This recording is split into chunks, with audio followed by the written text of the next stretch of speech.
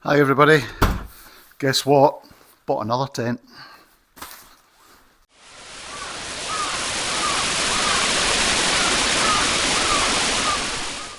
And the tent in question is an Otimos X-Lite Nomad solo tent. Supposedly 4-season, 1.8 kilograms, self-standing, 3-pole, so a kind of semi-geodesic and double skin. And it does seem to tick a lot of the boxes, so yeah, I was quite intrigued and decided to spend my own money on this. Let's see what weight it is. Should be 1.8. Yeah, coming in actually under 1.8. Well done. Easier to open when it's a side opener like that. So that's good. I've had it out once to have a look at it, so yeah, that's why it's not tied together at the moment, but it does come with a couple of wee tyres to compress it, but it seems to fit the bag. 8.5mm poles. I think these are generic 7001 T6, I think, so they're not DAC. But anyway, they look absolutely fine, colour coded with red and black tips to make it a wee bit easier. We also have a repair kit, so we have a pole splint and some fabric swatches. I've all got pullers on them, little cords, ties, so it makes them a lot easier to get out. Not particularly long, very generic again, you'll see them in a lot of Chinese tents. And it's a kind of, I don't know how you describe that, a Y-shaped profile but with a twist on it. And I believe there's 14, which I believe also is the actual correct number you'll need to pitch the tent. So good to see a manufacturer giving you the actual pegs that you do need. So anyway, without further ado, let's go pitch it. Feels nice and light. So I didn't buy it with the footprint, which you can get for it, but obviously adds a wee bit of extra weight and cost to it. I think it's about £20. So I'm just going to use this bit of Tyvek that I had.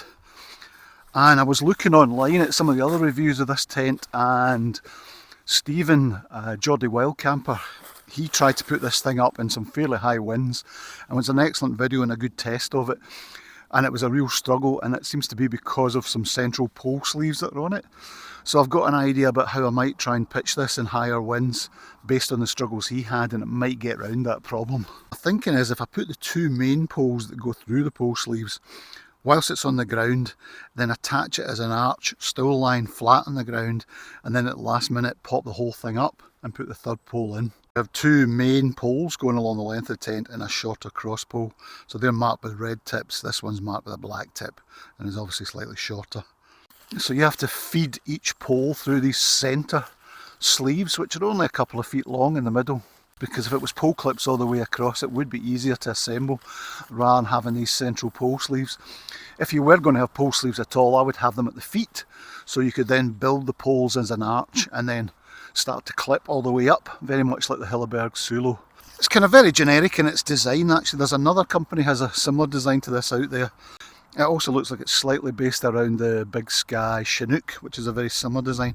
But when you look at components like this, you'll get these metal pole clips and the like on a whole bunch of generic tents. I'm thinking about doing in terms of pitching in high wind is put the two poles in while it's still flat on the deck, and you can put a bit of weight like your pack on top. Then clip all your clips along the poles, and then we'll try assembling it at the last minute, popping it up, pegging it down, third pole in. Whether this will actually work or not, I do not know, but in theory if it was high winds, I can keep it on the deck for the moment until I can get most of the clips to support the arch. So I haven't actually made the arch up properly. I'm feeling that I can probably put this up, guy it quickly, and then worry about creating the width in the tent with the other pole. But it's worth mentioning actually, there was no, as far as I could see, no instruction sheets with the tent so far, so I'm kind of having to guess how to do this. Oh, there we go, there's the black clip. Put that in there, pop it in there, and then we've got a couple of strap attachments on the top here which I'll show you. That clips in and then just draws closed to get some tension on the pole. Do the same here. They should be relatively glove friendly in the winter, they don't feel too bad. And then more clips, a couple more clips here and here.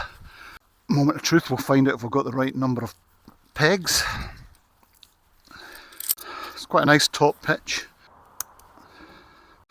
Right, first guy's unravelled, and I've wrapped them around the poles as well. They seem to be attached to their own plastic rings, to the webbing that's then attached to the fly sheet.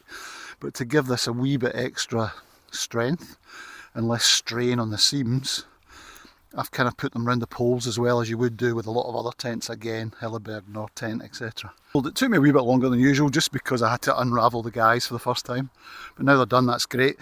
One thing I would say, having used the Robin Starlight, one of your observation, would be quite nice on version 2 if they had a little guy retainer cord and toggle to tidy all these up. Those two prop vents here, one on either side at the head, and it's got midgie mesh in there to stop bugs getting in.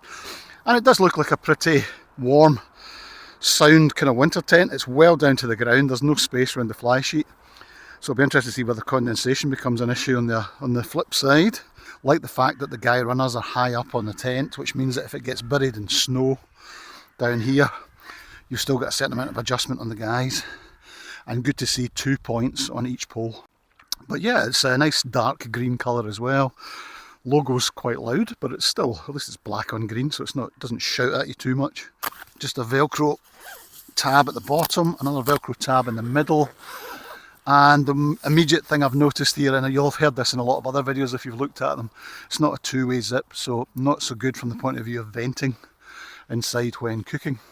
And it's a hook system, so it just uses one of the plastic clips. That holds it back alright actually. One thing I would say though is that the door line is pretty much on a par with the inner, so the chances are if you're cooking, had this door open or in rain, you probably will get some rain ingress in here. It's probably kind of counterintuitive, but I'm thinking this might be better head into wind. Because you've got the 3 poles bracing those panels, they're not as big as the rear panels, and with the wind going that way, you can open your door and you can cook in shelter or relative shelter, so even driven rain is not going straight into the inner or inflating the tent. One of the wee kind of semi-unique features to this tent is this little boot, I don't know what you would call it, like a nylon storage compartment that just clips in. One thing I do like is it looks like the clips and the rings are luminous, which is a nice wee touch, but I don't see it echoed anywhere else on the zip pullers, which is where they'd be more useful. I can take that out and save a few grams, but I don't know whether it's a good idea or a bad idea. Quite like the idea I can put my food in there and keep my pack and my shoes dry. So yeah, not a bad wee feature. It's also interesting that Otimos chose to put a drying line in the tent, but it's on the outside of the inner, whereas I think if I was trying to dry stuff out, I'd probably want it on the inner tent, where there's a bit more body heat coming off you and the possibility to light a candle, etc., and just warm up the interior. So yeah, that's curious. Before we jump inside, let me show you the door, which zips nicely. I think these are YKK. But the one thing I would say about this is, again, so maybe a wee nod to it not being a full-on 4-season tent. This top third of midgie mesh here, you cannot seal it completely. Again, if you look at the Starlight 1 video, which I did just last week, this can be sealed completely or opened and toggled back, which I really liked because it's great for condensation control, but when it's cold, it's also great for heat.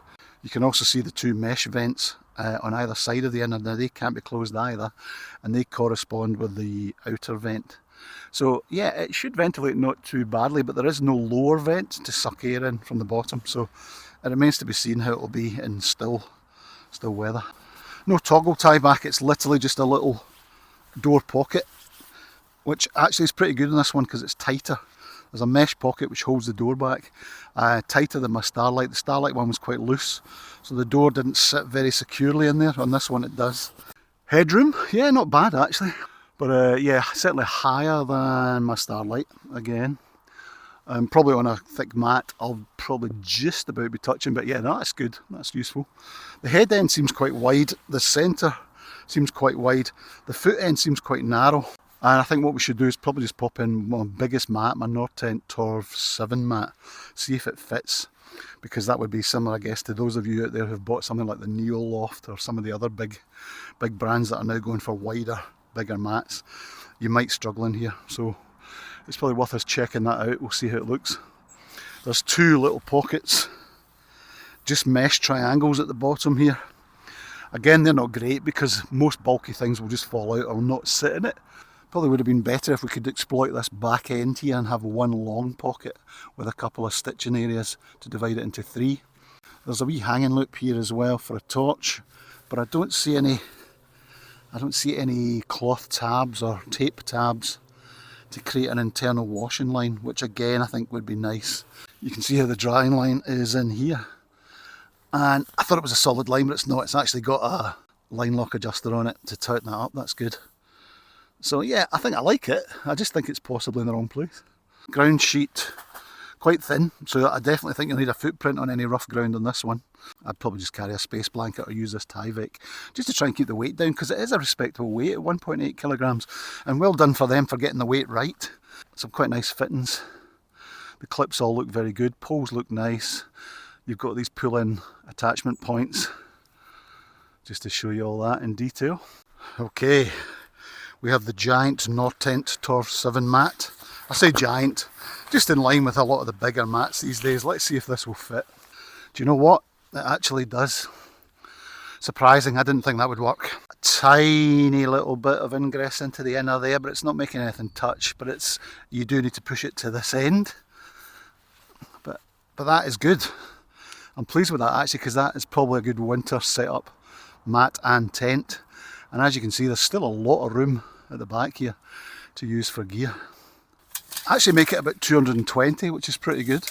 About 105 wide, appears to be 100. And for those of you that were interested in just how narrow that bottom end is, let me just check that for you. Yeah, 55 centimetres, but if you've got that extra length, it means you can get a wider mat in by pushing it up towards the head end. I think it saves a wee bit of weight as well on the tent overall weight, because the inner is quite, I don't know how you describe it, it's quite a silky, thin fabric inside, which I like. Reminds me a lot of some of the Vango and Force 10 tents. And the inner detaches in the usual hook and loop system, toggle and loops, so you can pop that inner out, put it away dry, and then put your wet outer in a separate bag or a separate part of your pack. Zip cover. The wind cover tends to catch the zip itself at the bottom. I think it's just because it's quite thin. They could probably do with stiffening that up, and that would make it more anti-snag. So there you go, first look at the Otimos X-Lite Nomad solo tent. And for £280 roughly, I'm quite impressed. I can see why they say it's the one tent that does it all. It does feel pretty versatile, and I think would do you well for UK and European conditions in some fairly rough weather. Don't know ultimately how strong it would be in very high mountain weather. I'd still be a wee bit nervous about it. It's still got a bit of a lightweight feel about it, but I'll have to see how this frame performs. If it's anything like the Big Sky Chinook, it's been brilliant, and you'll see it on a few videos online performing in high winds, and that works really well. So there's no reason to think that this shouldn't do the same, to be honest. But I'll get it out this weekend, probably tomorrow hopefully, and we'll try it on the hill and just see how it performs, and I'll let you know more at that point. So it's just an initial thoughts, but I hope it helps and adds to the volume of content that's appearing out there in this tent. There seems to be a lot of interest. But yeah, I do like it. So I've put 2 other tents up for sale on the basis that I'll probably keep this for a while. And we'll see how we go. Famous last words. But thank you for watching. If you've got any questions, drop me a line below as always, and I'll see you out there for the next one.